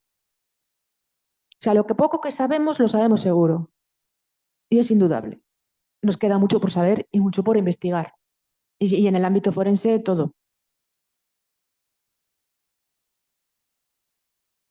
Y, y no solo eso, el apego también tiene una aplicación que no se utiliza y que ha sido obviada hasta ahora, que es en el ámbito penal. Es decir, la huella psíquica del maltrato en niños pequeños no es el estrés postraumático, es el apego desorganizado. Es mi teoría. Esto lo digo como teoría, porque no se ha demostrado. ¿Vale? Esto es una teoría mía, no se ha demostrado. Pero, pero desde luego, si el apego desorganizado luego tiene correlación con los problemas de personalidad en la vida adulta, pues no sé, es como blanco y encaja, ¿no? Niño, cuando tiene una persona cuidadora que es negligente, establece el doble vínculo de te quiero pero te odio. Los niños quieren a sus maltratadores, que eso es algo que a los jueces no se les mete en la cabeza. Que un abusador, el niño lo quiere y lo protege y lo defiende porque le quiere, porque tiene un vínculo de apego con esa persona, lo cual no quiere decir que no haya sido un mal padre o mala madre o un abusador. Esto, metérselo en la cabeza en los jueces es complicado. Claro, el niño quiere estar con papá, pero eso no quiere decir que papá no haya abusado de él o no haya habido una negligencia por parte de mamá.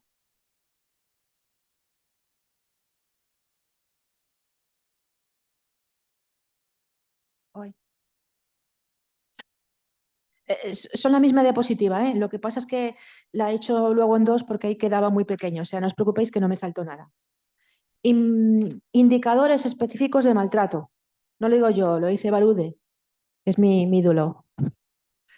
Y son cosas que yo he observado también en la clínica y que en la jurídica y que vosotros veréis que también es verdad. O sea, cuando a un niño le dices, cuando corretean por el despacho y le digo, para, a veces lo hago adrede, para, y el niño hace así, uy, uy, uy, uy, uy, uy, uy, ya es un mal signo. O se autocastiga, o se golpea a sí mismo. Las autolesiones en niños pequeños. No estamos hablando de adolescentes que se sienten mal y se acuchillan. Estamos hablando de niños que se pegan, que se dan contra la pared, que se meten debajo de la mesa, que se asustan por cualquier ruido, se sobresaltan, lo veréis. Los niños que han venido acogidos de Ucrania, tú los haces ¡bu! Y se meten debajo de la mesa. Porque cualquier ruido extraño les sobresalta y les asusta, porque claro, han venido de oír las bombas y evidentemente eso te condiciona. Luego, en las historias y dibujos aparecen la sangre, la mutilación, la muerte, la escatología. Esos son signos bastante evidentes de apego desestructurado y de indicadores de maltrato. Pero además los juegos extraños, inconexos, repetitivos, pobres en contenido. Voy a jugar a que me pongo contra la pared y este juego del pilla-pilla para y coge, lo que hace el niño de 3 años es ponerse contra la pared continuamente. ¿Por qué? Porque le castigan contra la pared. Entonces el niño se autocastiga y en el juego lo expresa y lo manifiesta. Los movimientos contradictorios. Para mí una prueba muy importante de apego seguro, que evidentemente, y volvemos a lo mismo, no basaría un informe en esto, pero le digo al cuidador que yo estoy examinando, agáchate y llama al niño. Y agáchate, abre los brazos y llama al niño. Estamos hablando de niños pequeños. Y el niño, la reacción habitual, salvo que esté entretenido en algo, si pasa por allí la patrulla canina, no nos vale. Pero la reacción normal es correr hacia el cuidador. Y lo normal es cuando el niño sale del colegio pequeño, se abrace a la persona que le viene a recoger. Esa es una reacción sana. Cuando el movimiento es contradictorio, viene hacia el cuidador, pero luego se va, o cuando el niño se cae y no pide ayuda a la persona que está con él, pues son indicadores de que algo va mal. O cuando lo llama a mamá o su padre y van así. Claro, no es sano, no es saludable, no son buenos indicios. No quiere decir que porque el niño lo haga una vez signifique que esa persona lo maltrata, pero si esa es su reacción habitual y la has observado varias veces, sospecha de que hay un maltrato. O la disociación, que la podemos ver en niños pequeños. Yo recuerdo un niño en medio del parque, estábamos jugando al pilla-pilla, jugando yo con él, porque la forma de ganarse a los niños es jugar. Y cuando consigues que un niño pequeño juegue contigo a juegos de movimiento y se ría contigo, te lo has ganado. Y cuando te lo has ganado, te va a contar sus cosas y su mundo y se va a abrir.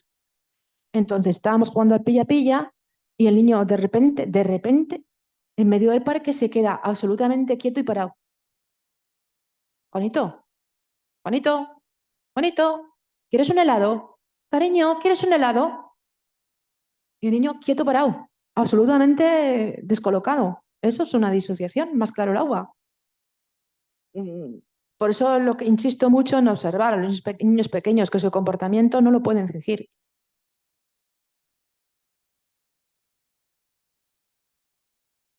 Hay indicadores que no son exclusivos del maltrato, que aparecen en todas las patologías infantiles, entonces no te dan información tan de primera mano, pero hay que tener en cuenta, por ejemplo, la hiperactividad.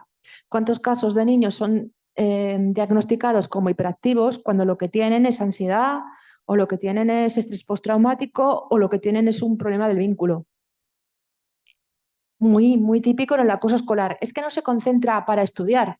Hombre, es que tiene una manada de lobos intentando comérselo. ¿Cómo se va a concentrar? Por Dios mío. Y la hiperactividad está sobrediagnosticada.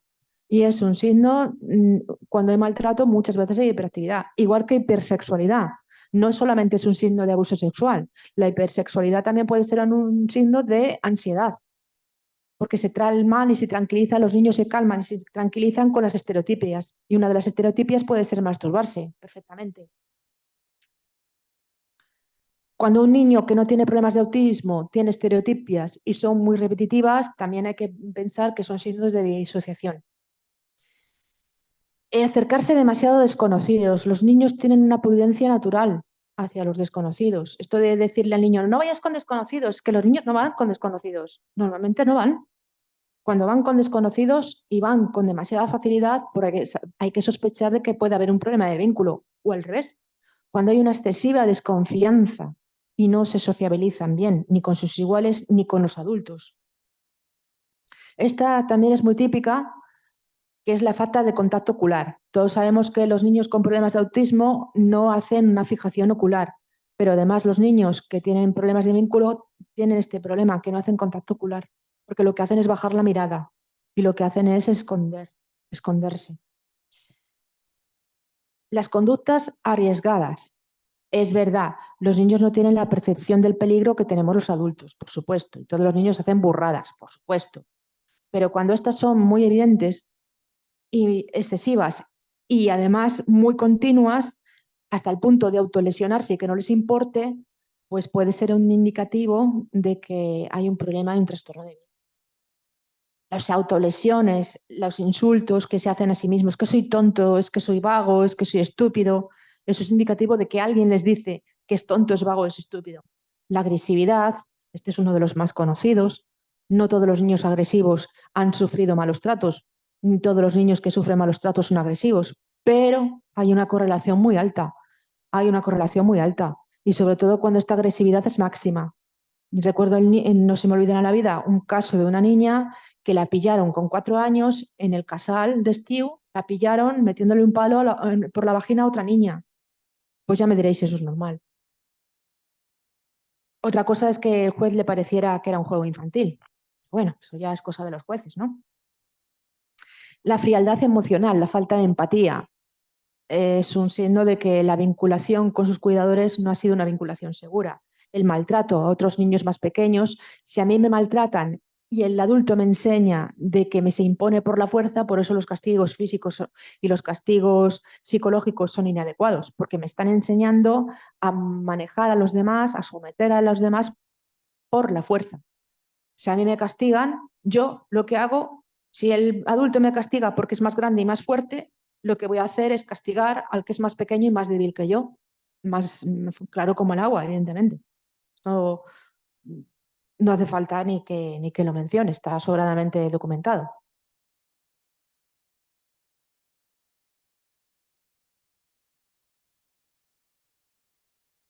Las rabietas.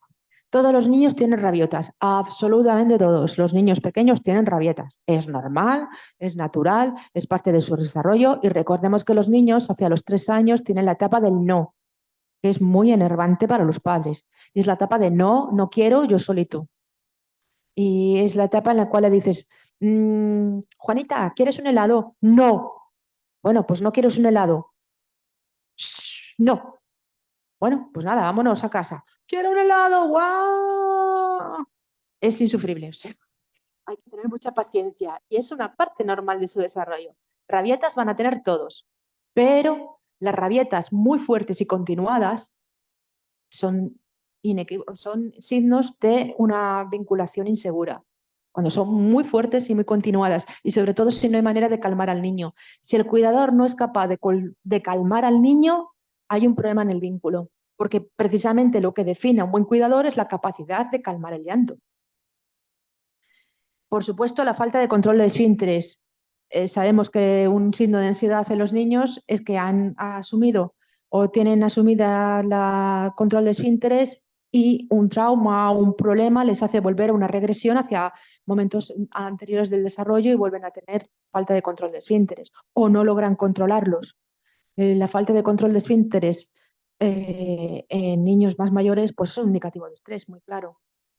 Pesadillas y despertares nocturnos y miedos nocturnos y problemas para irse a dormir son normales. Las tienen todos los niños. Pesadillas tenemos todos. Todos tenemos pesadillas. Pero cuando son muy graves, muy intensas y muy repetidas, pues son un indicativo de que ese niño está sufriendo una ansiedad muy alta. Igual que los miedos. Todos los niños pueden tener miedo a los monstruos, a la oscuridad. Los niños son nictofóbicos. Los niños no quieren quedarse oscuras. Es parte de nuestro código genético. ¿Por qué? Porque a las oscuras están los depredadores que se los comen. Y ya está, es así de fácil. Todos los humanos tenemos miedo a los dientes, todos, sin excepción. ¿Por qué? Porque hemos sido presas de depredadores que nos mordían con los dientes. Las pesadillas, los miedos son normales, pero hasta cierto punto. Yo recuerdo otro niño que me decía, no quiero ir a casa de papá. ¿Por qué? Porque hay toros. Y yo me volvía loca. ¿Qué será eso de los toros? ¿Qué será eso de los toros? Y luego eran cabezas de toro que estaban en la pared. Y el niño se asustaba. Mm, pero él lo explicaba muy bien, que tenía miedo de ir a casa de papá porque había toros. Los toros eran bien reales, estaban ahí. Esconderse, bueno, los retrasos del aprendizaje.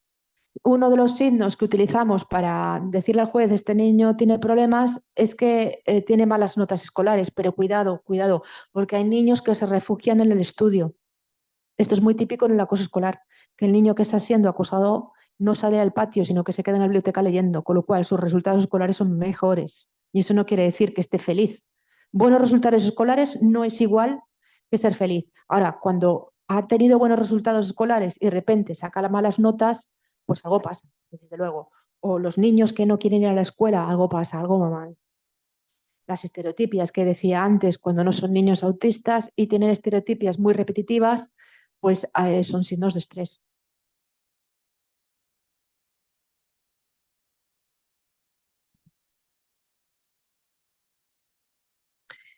Carencias emocionales.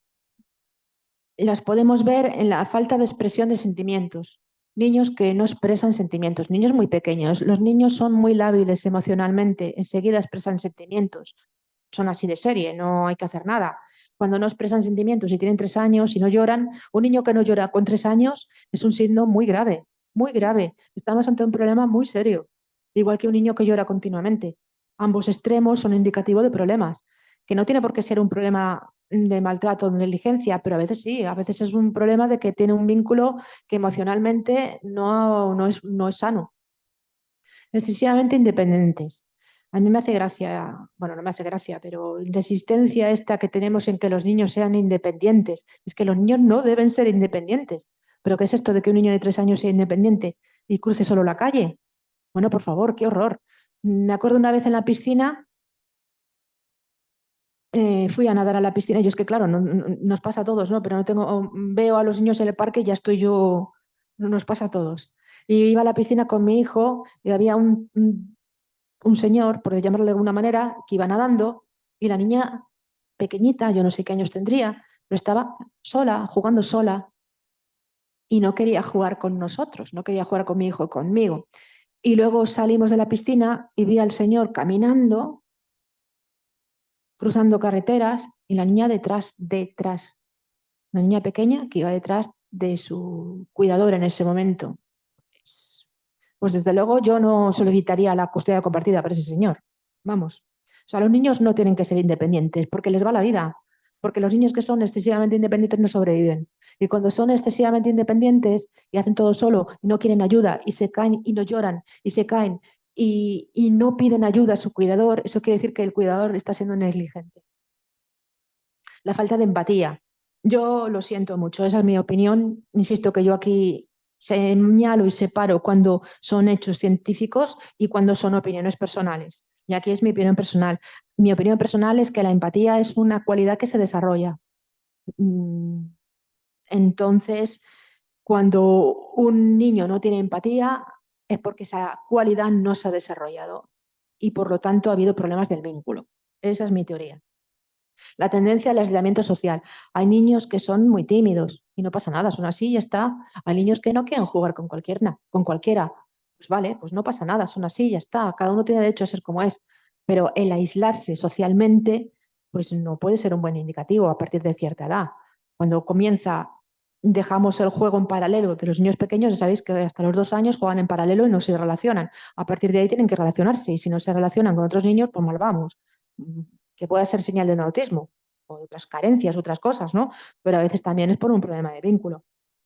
Y la tendencia a llamar demasiado la atención, es que este niño lo hace por llamar la atención. Es que llamar la atención y querer llamar la atención continuamente es un problema y es indicativo de una carencia emocional o de una carencia incluso física. E intentar dominar el grupo por la fuerza, ser un acosador, es indicativo de un problema del vínculo, es indicativo de un problema emocional. Y los niños pequeños pueden ser acosadores, que esto se nos tiene que meter a la cabeza. Los niños de guardería, hay niños que muerden sistemáticamente, arañan sistemáticamente y son agresivos con sus compañeros. Por la agresividad se aprende. Y hay niños de 6 años, yo recuerdo un niño que tenía 5, estaba en P6 porque era el último en cumplir los años y me decía, bueno, es que me tengo que dejar pegar porque si no, no me dejan jugar. Eso es acoso. Y el acosador, el dirigente de ese grupo, pues probablemente sea un niño que ha tenido una vivencia, una historia de agresividad en su propia casa.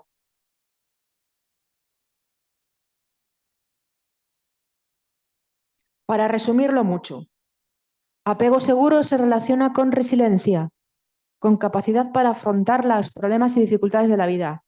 El cariño te hace más fuerte. Esto de hacerle fuerte, hacerle duro para el maltrato, la negligencia, hacer que sea independiente, el hacer que sea duro, te hace más cruel, te hace mejor soldado, más cruel, pero no te hace más fuerte. Si entendemos fuerza como la capacidad de superar los traumas e incluso la capacidad de en las peores adversidades cuidar de ti mismo y cuidar de los demás, lo que llamamos resiliencia, eso es una capacidad que se desarrolla mejor desde el apego seguro.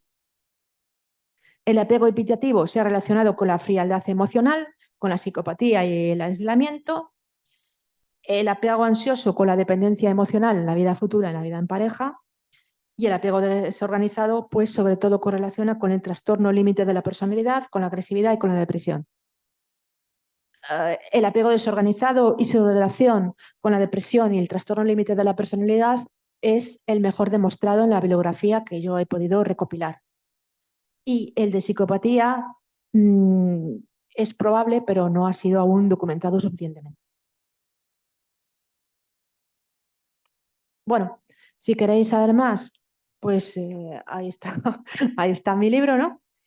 Y ahora, si os parece bien, me gustaría que vierais los dos vídeos que tenía preparados, ahora que ya he terminado la exposición, y luego veremos los dos test que he traído para que los veáis. Si Martina, podéis. sí, una cosita de nada. Teníamos a Carolina cuando nos estabas haciendo toda la exposición del tema de la empatía. Nos dice totalmente de acuerdo contigo. Dice, la empatía se desarrolla, es decir, el niño aprende esta conducta como parte de la cognición social. Más que nada para que tuviéramos en cuenta también su aportación.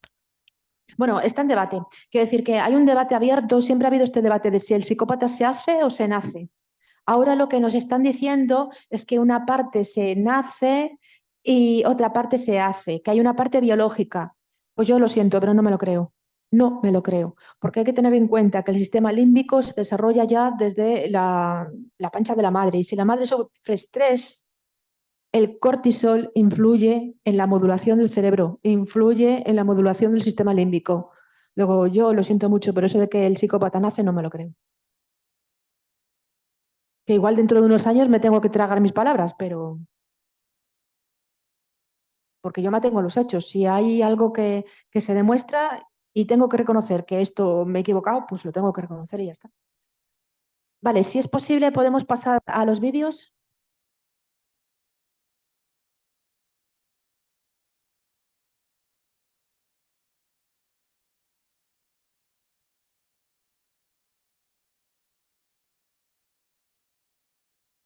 Sí, sí, por favor, sigue grabando, sí.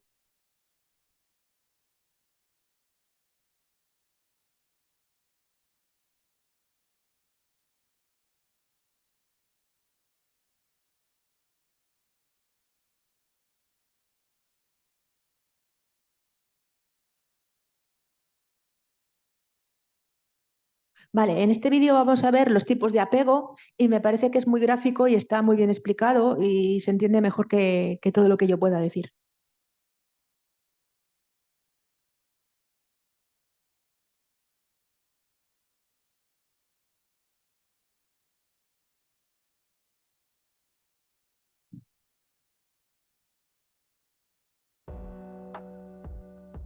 La teoría del apego sostiene que un fuerte vínculo emocional y físico con un cuidador principal en nuestros primeros años de vida es fundamental para nuestro desarrollo. Si nuestro vínculo es fuerte y tenemos un apego seguro, entonces nos sentimos seguros para explorar el mundo. Sabemos que siempre existe esa base segura a la que podemos regresar en cualquier momento. Si nuestro vínculo es débil, nos sentimos con apego inseguro. Tenemos miedo de salir o explorar un mundo de aspecto bastante aterrador, porque no estamos seguros si podemos regresar. Se dice que las personas que tienen un apego seguro tienen mayor confianza, pueden conectarse con otros y, como resultado, tienen más éxito en la vida. Las personas con apego inseguro tienden a desconfiar de los demás, carecen de habilidades sociales y tienen problemas para formar relaciones. Hay un tipo de apego seguro y hay 3 tipos de apegos inseguros: ambivalente, evitativo y desorganizado. En respuesta a la angustia, los primeros 3 reaccionan organizados, mientras que el último actúa desorganizado. Para comprender mejor la teoría, veamos al señor y señora Smith, que tienen 4 hijos: Luca, Ana, José y Amanda. Los Smith son padres encantadores, que abrazan, hacen contacto visual frecuente, hablan afectuosamente y siempre están ahí para sus hijos. Pero un día, el señor Smith se enferma y muere. Para la señora Smith, la vida ahora se vuelve muy difícil. Ella pasa todo el día trabajando al mismo tiempo que trata de cuidar a sus hijos. Una tarea imposible. A los 6 años de edad, el cerebro de Luca está avanzado en su desarrollo. Su carácter es fuerte y su visión del mundo está formada. La nueva situación no lo afecta mucho. Él sabe que siempre está mamá, su refugio seguro. Se siente con un apego seguro. Más tarde se convierte en un joven confiado y optimista. Su propia imagen es positiva. Ana, que tiene 3 años, tiene problemas para hacer frente a la nueva falta de atención. Para Ana, su madre ahora actúa de manera impredecible. Está ansiosa por su relación y como resultado se vuelve pegajosa. Para llamar la atención de su madre, ella tiene que elevar su estado emocional y gritar. Cuando su madre finalmente reacciona con una respuesta predecible, ella actúa de manera ambivalente y no muestra sus verdaderos sentimientos. Más adelante en la vida, otros piensan que Ana es impredecible o malhumorada. Su autoimagen es menos positiva. Su estilo de apego es ambivalente. José, de 2 años, pasa sus días con su tío, que lo ama, pero piensa que una buena educación significa ser estricto. Si el pequeño José muestra demasiadas emociones o es demasiado bullicioso, su tío se enoja y a veces es punitivo. Esto asusta a José. Aprende que para evitar el miedo debe evitar mostrar sus sentimientos, también en otras situaciones. Como adulto, continúa con esta estrategia y tiene problemas para entablar relaciones. Su imagen de sí mismo es bastante negativa. Su apego es evitativo. Amanda, que solo tiene 1 año, es enviada a una guardería. El personal ahí está bastante mal capacitado, sobrecargado de trabajo y a menudo muy estresado. Algunos son hasta abusivos. Por lo tanto, Amanda se siente ansiosa respecto de las personas de las que busca seguridad, un conflicto que desorganiza totalmente sus ideas sobre el amor y la seguridad. Mientras experimenta miedo sin resolución, trata de evitar todas las situaciones sociales. Como adulta, ella se considera indigna de amor. Su imagen propia es muy negativa. Su apego es desorganizado. Nuestro apego se forma en los primeros años de nuestras vidas, un momento en que somos demasiado jóvenes para comunicar nuestra ansiedad y, como resultado, podemos experimentar altos niveles de estrés. Luego, nuestra glándula suprarrenal, un órgano que se encuentra encima de nuestros riñones, produce las hormonas del estrés, adrenalina y cortisol. La frecuencia cardíaca aumenta, la presión arterial aumenta y nos ponemos alertas. Si eso sucede con frecuencia, se llama estrés tóxico. Tóxico porque perjudica el desarrollo del cerebro de un niño y debilita el sistema inmune. En embriones o a una edad muy temprana, el estrés tóxico puede incluso cambiar las expresiones de los genes, lo que puede afectar nuestra salud muchas décadas después. Al simular una situación extraña, podemos evaluar un estilo de apego, ya a la edad de 1 año. Para hacer esto, dejamos que el niño juegue con su madre durante unos minutos dentro de una habitación. Luego se deja solo al niño. El momento clave es la reacción del niño cuando su madre regresa. Los niños con apego seguro primero suelen abrazar a su madre, luego pueden calmarse y volver a jugar. Los niños con apego inseguro pueden ser ambivalentes y evitativos. Algunos no pueden dejar de llorar o se niegan a seguir jugando. Los efectos a largo plazo de nuestro apego en los primeros años están bien documentados. Utilizando esta teoría, los investigadores de la Universidad de Minnesota pudieron predecir ya a los 3 años si un niño abandonaría la escuela secundaria con un 77% de precisión.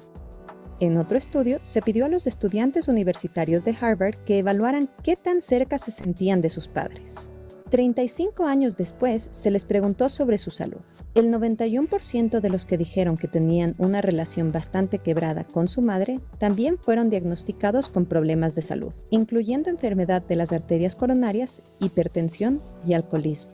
Para aquellos que habían reportado una relación cálida, la cifra de diagnóstico de salud deficiente fue solo del 45%. Pero hay otra razón por la cual los primeros años se merecen una atención especial.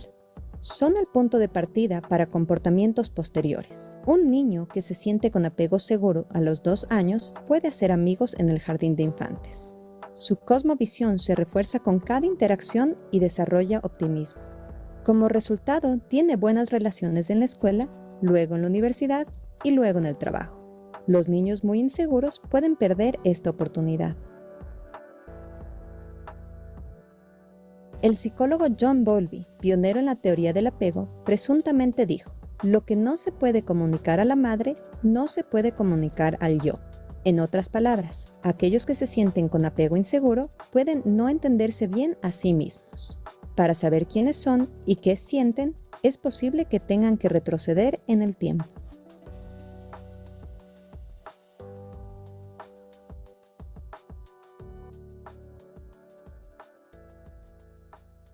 Bueno, Los me videos de gustan Sprouts se muchísimo. publican bajo la licencia Creative Commons. Eso significa que nuestros videos son eso es. gratuitos y cualquiera puede descargarlos. Algunos son hasta abusivos. Por lo tanto, Amanda se siente ansiosa Eso era la respecto de policía. las personas de las que busca seguridad, un conflicto que desorganiza totalmente sus ideas sobre el amor y la seguridad. Espera un momento. A mí me gusta mucho ese vídeo porque creo que lo explica muy bien y es muy claro, y me gusta porque en la misma familia vemos los 3 tipos de apego y cómo la vida puede ser pues muy complicada, muy complicada. Y yo doy clases en la universidad y estos 2 vídeos los pongo a todos los alumnos. Ahora vais a ver la situación extraña. Este vídeo es un poco antiguo, es clásico, pero lo vais a ver en vivo y en directo y creo que es muy enriquecedor.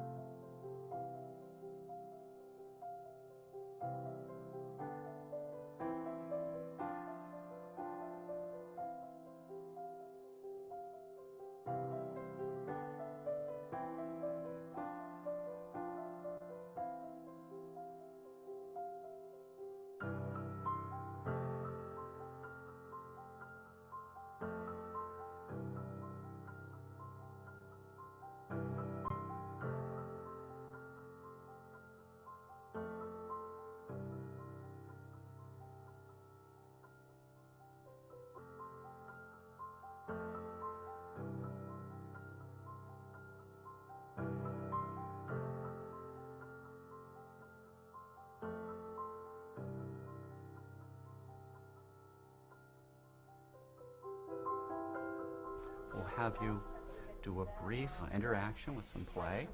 Then, in just a few minutes, we'll send you back in. Step in the door. Everett Waters is studying how far our childhood experiences influence our behavior as adults. We'll come down to the lab. Okay. We'll do this now.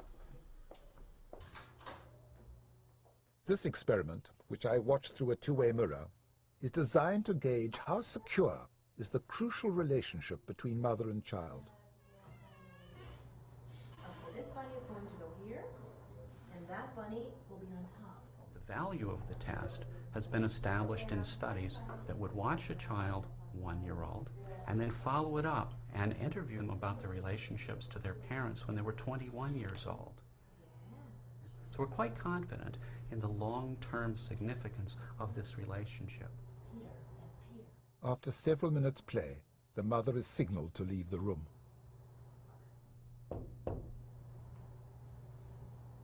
Sweetie, I'll be back in 1 minute, okay? I'll get you back in 1 minute.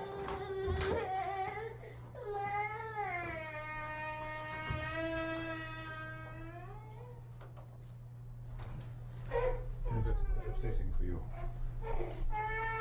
Sharon, I feel. But she'll survive. The key moment in the experiment is the child's reaction to her mother's return. Hi.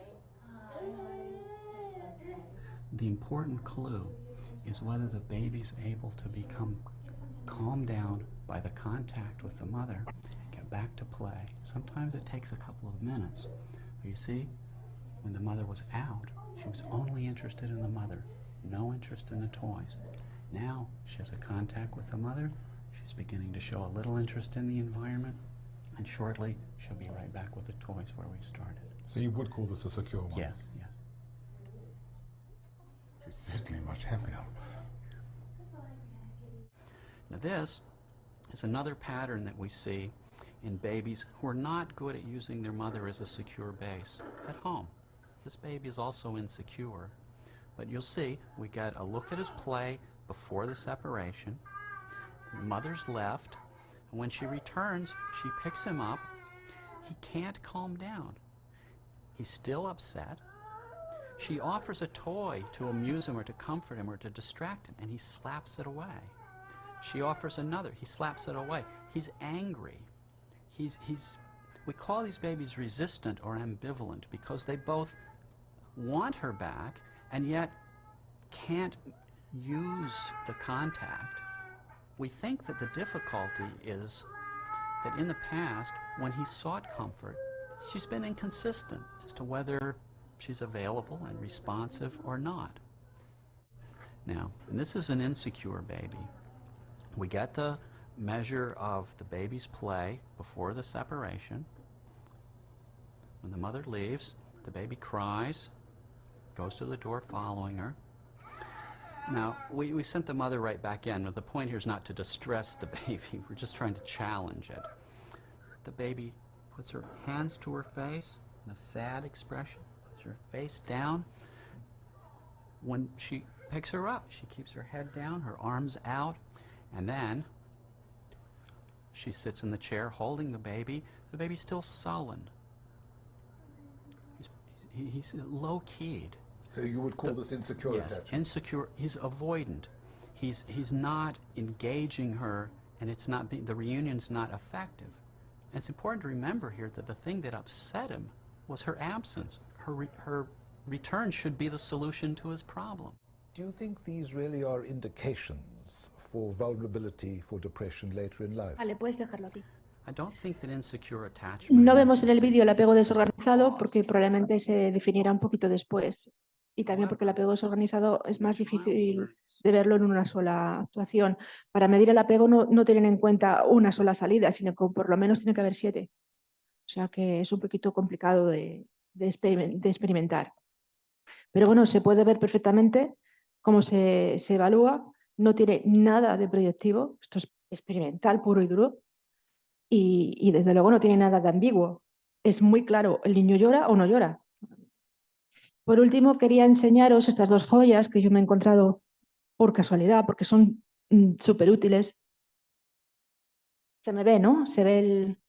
Sí, se ve perfectamente, Martina, sí. Vale, esta es la evaluación de la competencia parental, que tiene escalas para padres y escalas para hijos. La escala para hijos de este test solamente es a partir de 10 años. Competencia parental percibida. Y son rarísimos los test en los cuales tenemos esta comparación. Ya os digo, es un instrumento, son 2 instrumentos que vienen desde el ámbito educativo con la teoría del apego como base, y este manual creo que cuesta 12 euros.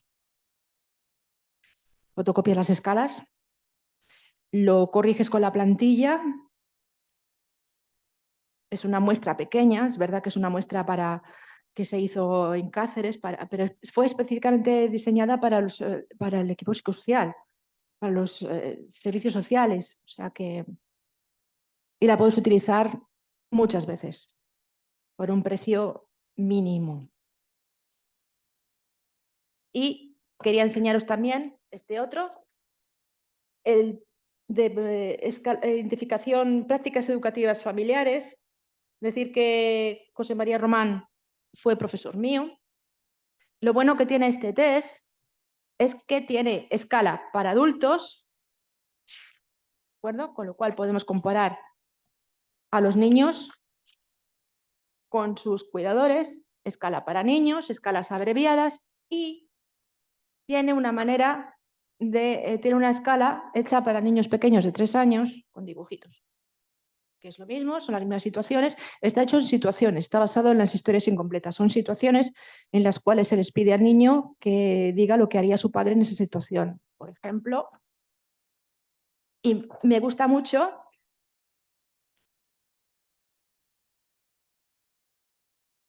porque hay dibujitos para niños y dibujitos para niñas, lo cual es muy poco habitual.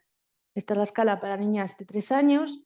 En esta escala la niña no sabe comer. la historia que te cuenta es que la niña no sabe comer. Entonces, ¿qué haría su papá o su mamá en este caso? Y le ponemos las caritas. Y así en varias situaciones. El defecto que le encuentro es que es muy largo. Muy largo. Yo no sé en el ámbito experimental cómo tienen a los niños tanto tiempo y cómo lo logran tenerlos quietos y que colaboren, porque yo, o sea, también es verdad que en el ámbito jurídico todo es más complicado, ¿no? Pero evaluarles a veces es muy difícil, sobre todo cuando dicen a todo que sí, o se callan o se niegan. Son dos instrumentos, con todas estas escalas, con el pequeño manual que viene con las estadísticas y con los plantillas de corrección, esto cuesta 40 euros. No digo nada lo que nos cuesta el Cuida, por ejemplo. O sea que cuando se quiere se puede. Bueno, y hasta aquí todo lo que tenía que contaros. Me gustaría que comentarais, hicierais alguna aportación o discutierais conmigo. Martina, nos comenta Elia, dice, ¿podréis pasar por aquí el título de ambos libros? ¿Qué te Sí, parece? claro, claro. Y además daré un montón de material que ya Vale, tengo preparado. Sí, sí. como nosotros enviaremos posteriormente el enlace con el cuestionario de satisfacción, ¿tú quieres que los comentemos ahí, que quede bien específico en el mail para que las personas tengan, o los quieres decir tú ahora? El nombre de los libros me refiero. No, sí, yo enviaré todo el material y Genial, el Power lo genial. enviaré por correo. Ah, O sea, el genial. material Ya, no, pero sí ya, que la bibliografía y todo lo enviaré por correo. Ya la genial. próxima semana porque voy de cabeza. Vale, nos dicen las compañeras que sí, genial, lo podemos especificar todo, es mucho más práctico, nos Sí, dicen sí, por sí. el chat. Todo lo enviaré por escrito, sí, porque además me parece que estos materiales tienen que difundirse un poco más y salir del ámbito educativo porque me parecen muy Perfecto. bien hechos, muy útiles y muy asequibles. Estamos en grabación aún, Martina. ¿Qué te parece? ¿Paramos y que quien quiera Sí, se anime? Sí, venga, vamos a parar sí, y sí. así vamos aquí a detenerlo. Detenemos.